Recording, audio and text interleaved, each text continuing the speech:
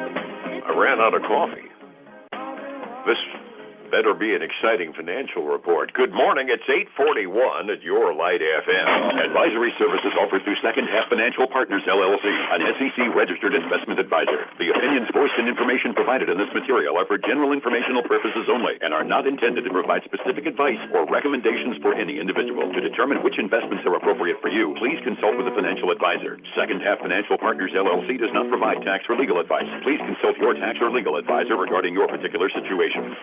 It's time. Check in and find out what's going on Wall Street and what's happening to your money today. Yesterday was a pretty good day, but we got a whole bunch of junk on the horizon that can mess with it. Let's check in with Philip Statler from Statler Financial Services and find his beat on the markets this morning. Philip, good morning. How are you? Hey, good morning, Dave. Doing well today, other than it's just a little chilly outside.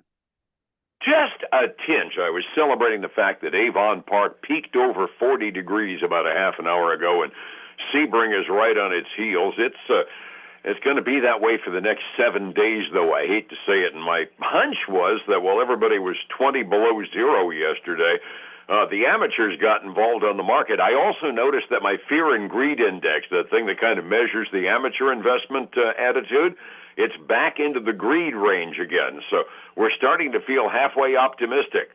Bad news is that probably means the institutional buyers are about ready to sell off or something, doesn't it? Well, yeah, it's hard to say. It is. I mean, we did have a good day yesterday. I mean, we can't, short that at all.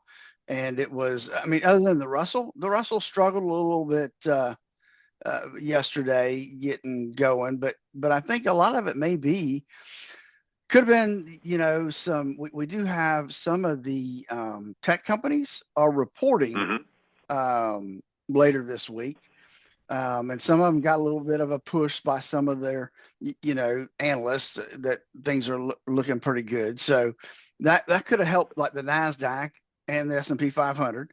I think the Dow probably got helped, by the likes of GM getting ready to report and Boeing, some optimism there could have helped that as well. So by and large, it wasn't a bad day at all. After 2 down weeks for the market, I mean, we've had 2 consecutive generally down weeks now for the marketplace itself. I mean, the S&P was up by about 0.5%. The Dow was up 314 points, up 0.6%, and the NASDAQ gained a little over 0.4%. You mentioned that the Russell was down. It was down by almost 0.5% yesterday. But on balance, especially when you take the capital that actually got infused into the market, it was a pretty good day. I don't know whether the money came out of gold. I noticed that gold actually went down by a couple hundredths of a percent, but gosh, it's still over $5,000 an ounce. We just crossed 4,000 just 3 months ago. That's a skyrocket. It is, Dave. It's just crazy. And silver is just going out of the roof as well. I mean, it's down this morning from the close, but golly gee willikers, it's like it's right now at 111. Who ever thought that we'd see silver at $111, and that's down $4.25, which means it was over 115 at the close. Yep. The open market can do what Bunky Hunt and his brother couldn't do 20 years ago. We actually cornered the market on silver, and we don't even know why, right? That's right. Doesn't seem to have any rhyme or reason right now. Absolutely. Whole bunch of stuff going on today. It's the first day of the Federal Reserve's Open Market Committee meeting, and nobody expects any changes, but I got a sneaking hunch about 2 o'clock tomorrow afternoon, we're going to be parsing every single syllable Jay Powell says when he has his press conference, because not only are we not expecting any interest rate change, we don't know what their instincts are going to be this time because we got some changes in votes on the Open Market Committee. So the action won't be exciting at all, assuming they don't do anything that we don't expect. But we're going to kind of get a picture from what Powell says as far as what the future holds, because they were saying at the end of the year not to expect more than one interest rate cut all darned year during 2026, which didn't help the mood of the market one tiny little bit at the time. But, hey, new board, new membership, new votes. Let's see who's arguing this time around. It ought to be an interesting press conference. Wouldn't you agree? I think so, Dave. The other thing I saw some headlines on is that there's some economists and analysts that really say that the most we're going to see before it stops, before lowering stops, is two more interest rate cuts. Now, whether that happens this year or we get one this year and one next year, that we don't know. But there seems to be some consensus now that we're going to be two and done for a long time. And actually, that would get us back down to what they used to call normalized rates, but we got spoiled by close to zero for so doggone long. 3.25%. That would be normal back a few years ago, and actually somewhat stimulative. But compared to what we've had for the last few years, as we've weathered the COVID pandemic and the Great Recession of the 08-09 period, 3.25 sounds like an absurdly high interest rate. But we got to keep perspective in there. That's pretty close to historic norms, and it's neither restrictive nor stimulative. So really, while we may be disappointed by a maximum of 2, it really isn't that far off of the norm. No, it won't be. And that's, we got spoiled, like you said, over that time period. So, getting them back to that normal range, I don't think President Trump's going to be happy about it, but I think from an economic standpoint, that's probably where we need to land. In all probability. Other tidbits that are out today, you mentioned some of the tech stocks going to be reporting midweek, a whole pile of them coming out tomorrow. Well, some of the excitement might have come off from something Microsoft said yesterday. They're the latest one of the big players to debut their own artificial intelligence chip, taking on Google, Amazon, NVIDIA.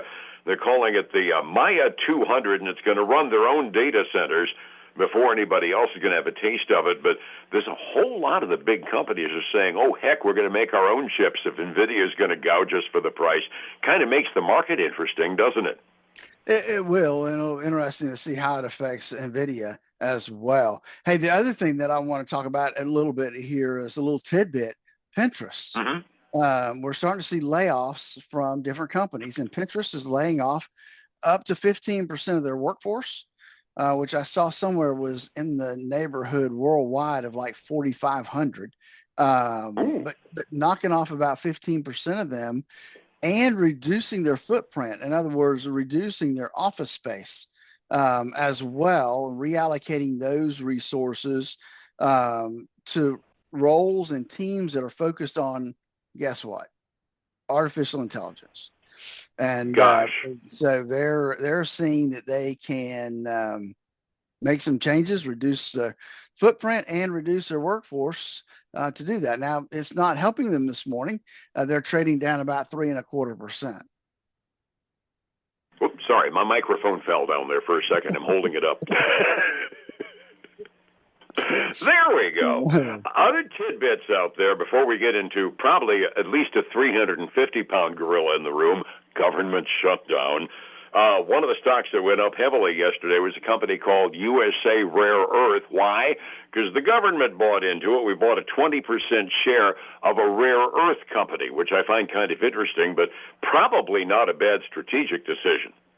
No. Hey, on the healthcare front, United Healthcare, Humana, CVS Health getting beat up big this morning on the announcement that the Center for Medicare and Medicaid Services released their proposed raise for the. You there? To only go up. I gotta get this right. Hello? I think this in my head. 0.09%. Less than 0.1%. They expect that increase to go. Which has all those. We lost you for a couple of seconds. Okay. What was the 0.09% increase in? That's in the 2027 Medicare Advantage plan payment rates, which has got United Healthcare down almost 16%, Humana down almost 17%, and CVS down about 10%. And doctors probably inventing new cuss words, right? Well, now this is only the Advantage plans. Right. So it's the money that gets paid to the insurance companies. Oh, because the Advantage that would ruin an insurance cut. Yeah, the Advantage plans takes people off of Medicare and shifts them to the insurance company's liability. And in exchange for that, the insurance companies get payments from the government to cover those folks. Okay, that was the part we kind of had a little cutout there. I wasn't clarifying exactly what that mediocre increase was. That probably didn't help the insurance company's executive suite, Sonny. The other tidbit out there, as I called it, the 350-pound gorilla, might not be 500 pounds because we got some junk passed, and I'm not sure the politicians have the gonads to do it. But the 31st of this month, we've got the potential of another government shutdown. This time the Democrats want to defund ICE in addition to bring back the Obamacare subsidies. This is going to be an interesting argument for the next 5 days. It is. And, if we shut down again, I just can't imagine the impact that's going to have, along with the winter storm we're dealing with right now. Yeah, that's another deleterious impact on the economy. We've got a lot to watch this week. Among others, a really heavy schedule on earnings reports, and a couple of the big household names have already given us some information. One of them notably General Motors. How did they do? General Motors, they kind of had a mixed quarter, actually, Dave. They did a couple things. One, they had, well, let's see, they have strong financial performance in 2026. That's what they think is going to happen. That's their guidance. They announced a 20% increase in their quarterly dividend payment and a new share buyback program where they're going to buy back $6 billion worth of their own stock. Now, here's the deal. They kind of had a mixed quarter. They beat on earnings. They missed on revenue. Mm-hmm. I know they took a great big charge off on EV production when they decided to cut that back, $7.5 billion. Yeah, I think a lot of companies ended up that way. But it's got General Motors trading up today about 4.6%. Cool. I know Boeing was one of the stars of the thing on the Dow yesterday. It probably explains part of why the Dow did so doggone well. They had a big sales increase, and did they beat on the macros as well? So it's a little hard to tell. I put up, yes, they did beat. By how much is a little, they're not comparing apples to apples right now. They earned $9.92 adjusted. And here's where this big of a gap just doesn't exist. They were expected to lose 39 cents.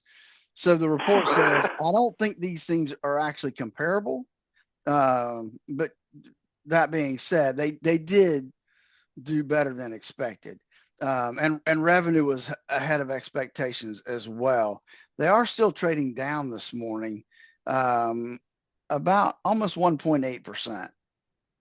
I think somebody's bullcrap detector's going off on that, just like yours and mine are, right? Exactly. Hey, another big company that reported, American Airlines. We talked about them, I think, last week a little bit because they came out with some projected numbers expecting 2026 to be one of their best revenue years yet. And they're still there. They expect revenue growth in 2026 to be somewhere in the 7 to 10% range, which is a huge number for revenue growth. So they're moving up this morning, up almost 3.5%. Cool. Let's do one more, shall we? All right, so let's do something close to home. Nucor reported, had a little bit of a disappointment in their earnings report. They missed their earnings per share, came in at $1.73. Expectations was $1.89. Revenue missed as well, and so they're down about 2.25% this morning. Well, shucks. Resetting the table, it was a generally up day for everything except for the small growth stocks yesterday. 45 minutes before we open this morning, what are we looking at?